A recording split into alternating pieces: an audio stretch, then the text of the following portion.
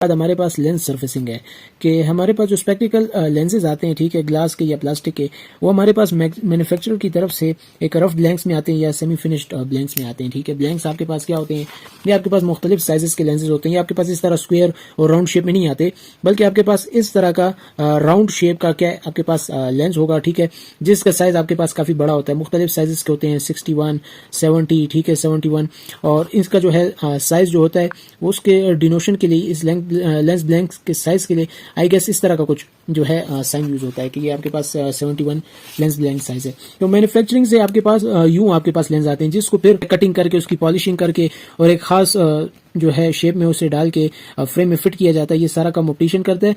तो इस सारे प्रोसेस को जो है लेंस सर्फेसिंग कहते हैं। मोस्ट ऑफ द टाइम आपके पास ऐसा भी होता है कि आपके पास जो है मैन्युफैक्चरर की तरफ से जो है लेंस वो ऑलरेडी जो है बिल्कुल सही पोजीशन में आया होता है, खाली बस ऑप्टिशियन को उसे जो है फ्रेम के हिसाब से कट करके उसमें फिट करना होता है। लेंस सर्फेसिंग में हमारे पास ग्लास की हो या प्लास्टिक की हो, तो कुछ स्टेप्स हैं, इनको जो है मद्देनजर रखते हुए कि ये सारा प्रोसेस किया जाता है। तो पहला स्टेप इसमें हमारे पास मार्किंग होता है कि मुख्तलिफ मार्किंग्स जो है इस लेंस पे ली जाती हैं। ठीक है, आपके पास जो है ये डिपेंड करेगा कि हम कहाँ पे मार्किंग्स ले रहे हैं, लेकिन जो है यूजुअली आपके पास सेंटर में जो है उसकी मार्किंग्स वगैरह को सुटेबल इंक से जो है आपके पास लिया जाता है। ठीक है, जो कि हमारे पास रिमूवेबल होती है। ठीक है, एक मार्कर होता है इनका, जिससे कि ये जो है मार्किंग्स ली जाती है। मार्किंग्स जो है आपके पास ब्लॉकिंग प्रोसेस पे क्या है डिपेंड कर रही होती है। ठीक है, आने वाले आगे इसमें कुछ चीजों का ख्याल रखना जरूरी है कि आपके पास सेंटर पोजीशन कहाँ पे है। ठीक है, इसके अलावा सिलेंडर एक्सिस जो है उसकी मार्किंग, और साथ में अगर प्रिज्म है लेंस में तो आपके पास उसकी बेस अपेक्स डायरेक्शन का पता होना जरूरी है। लेकिन हमारे पास ब्लॉकिंग प्रोसेस है। ब्लॉकिंग एक सिंपल सा प्रोसेस है जिसमें आपके पास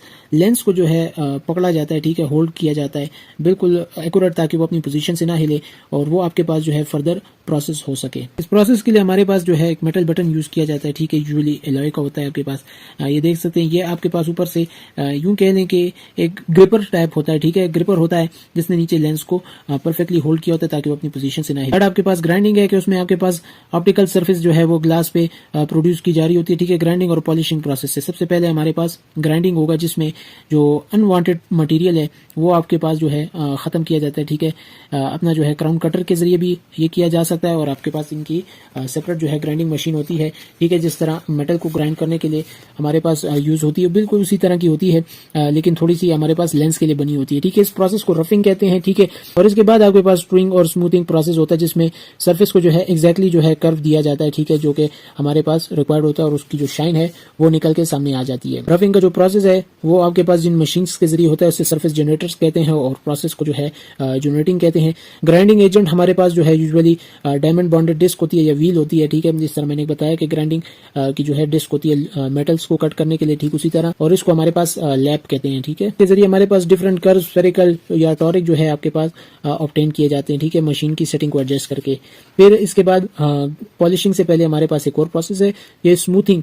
लेंस को जो है स्मूथ किया जाता है। ठीक है, स्मूथिंग से हमारे पास दो अकम्पलिशमेंट्स होंगी कि एक तो ये कि आपके पास जो कर्व रिक्वायर्ड है वो आपके पास एक्वायर हो जाएगा, और दूसरा ये आपके पास कि जो सरफेस है वो आपके पास पॉलिशिंग के लिए बिल्कुल रेडी हो जाएगी। स्मूथिंग के लिए आपके पास जो मशीन यूज होती है, ठीक है, वो बिल्कुल उसी तरह, अगर आप एग्जांपल से समझे कि टाइल्स की जो पॉलिशिंग है या जो उसकी स्मूथिंग के लिए क्या यूज होती है, ठीक है, बिल्कुल उसी तरह की मशीन होती हैं, लेकिन हमारे पास जो है उनके साइजेस और जो है लेंस के लिए डिजाइन की गई होती हैं। आपके पास जो स्टिग्मेटिक सरफेस है उसकी स्मूथिंग आपके पास जरा कॉम्प्लिकेटेड रहती है स्फेरिकल सरफेस के मुकाबले में, क्योंकि हमारे पास सिलेंड्रिकल में एक्सेस होती है। फिफ्थ स्टेप अब आपके पास पॉलिशिंग है। तो अच्छी पॉलिश सरफेस अटेन करने के लिए अच्छी स्मूथिंग जो है वो सरफेस की हमारे पास नेसेसरी है। पॉलिशिंग टूल्स में आपके पास यूं पैड्स टाइप जो है चीजें होती हैं। ठीक है, अक्सर ये जो है बाकी चीजों में भी इस तरह की उनकी पॉलिशिंग वगैरह के लिए, मेटल में शाइन निकालने के लिए, ठीक है, गाड़ियों में अक्सर जो है उनके ऊपर जो है वो शाइन निकालने के लिए भी ये यूज की जाती है। ठीक है, उसे पॉलिशर कहते हैं। ये पैड्स आपके पास काफी जो है थिक होते हैं और काफी सर्फेसेस पे जो है आपके पास यूज किए जा सकते हैं कि बार में बगैर इनको चेंज किए। सिक्स्थ स्टेप आपके पास डी ब्लॉकिंग एंड क्लीनिंग है। डी ब्लॉकिंग मतलब जो लेंस हमने यहाँ पे ब्लॉक किया हुआ था इसको सिंपली इससे क्या निकालेंगे और उसके बाद इसकी क्लीनिंग करनी है। क्लीनिंग करने के लिए आपके पास जो है लिक्विड जो है यूज किया जाता है। ठीक है, जो कि आपके पास एक सॉल्वेंट सा होता है, और इसके जरिए जो है ना आपके पास लेंस को फुली जो है क्लीन किया जाता है, ताकि उसके ऊपर अगर कुछ लेंस के मटेरियल या डेब्रिस वगैरह रह गए तो वो हटा ली जाए। इसके अलावा अल्ट्रासोनिक बाथ्स भी जो है वेरियस स्टेजेस पे यूज किए जा सकते हैं। जो स्टेप्स अभी हमने डिस्कस की ये ग्लास और प्लास्टिक दोनों पे एप्लीकेबल हैं। ठीक है, लेकिन जो है कुछ डिफरेंसेस रहते हैं, ठीक है, दोनों के एप्लीकेशन में ग्लास और प्लास्टिक के।